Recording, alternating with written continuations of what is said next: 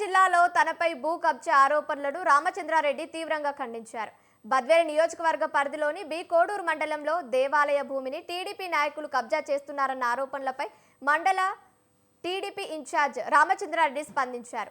సంబంధిత భూమిని ఇటీవల ఎండోమెంట్ రెవెన్యూ అధికారులు పరిశీలించి రెవెన్యూ రికార్డుల ప్రకారం అది పట్టా భూమిగా నిర్ధారించారన్నారు.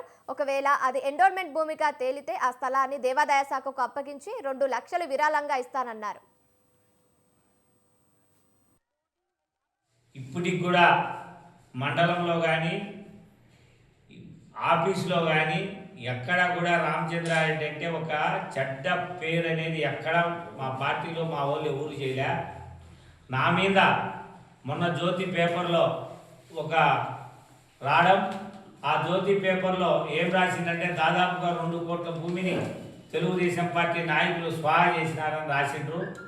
దానికి ఆధారాలుగా అది 2 కోట్లు ఇల్లు చేసే భూమి కూడా కాదు, వాస్తవంగా 3 నుంచి 4 లక్షలు అమ్ముతుంది.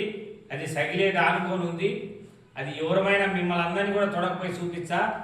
ఆర్టీఓ గారు సోమవారం మాకు ఫోన్ చేసి రమ్మన్నారు. ఎంఆర్ఓను, డిటీని, ఈఆర్ఓను, ఎండోమెంటు కొండ ఇన్స్పెక్టర్ ఎవరు కొండయ్యను అందరిని రమ్మన్నారు. రమ్మని వచ్చినాక రికార్డునంతా పరిశీలించారు. ఇది ఆర్హెచ్ ప్రకారం పూర్వం పట్టాదారుల పేరు ఉంది. ఈ పట్టాదారుల పేరులో ఉన్నందువల్ల దేవుని భూమి కాదనే ఉద్దేశంతో మాకు మా పెద్దలు కొనుక్కునే దానంపటి ఇది మాకు సంక్రమించింది. ఇది మేము దొంగతనం చేసింది కాదు, ఏమి కాదు. ఒకవేళ ఆర్టీఓ సారు శంకర్ బాలాజీతో మాట్లాడినప్పుడు ఎక్కడా కూడా మీ రికార్డులో కనుక కడపలో మీ రికార్డులో ఎండోమెంట్ రికార్డులో కనుక దేవుని భూమి అని కనుక ఉంటే నేను స్వచ్ఛందంగా సార్ నేను మీకు 2 లక్షల రూపాయలు సందా ఇచ్చి దేవాలయానికి భూమిని నేను నా రిజిస్టర్ను రద్దు చేసుకుంటా అని చెప్పడం కూడా జరిగింది. ఇప్పటికి కూడా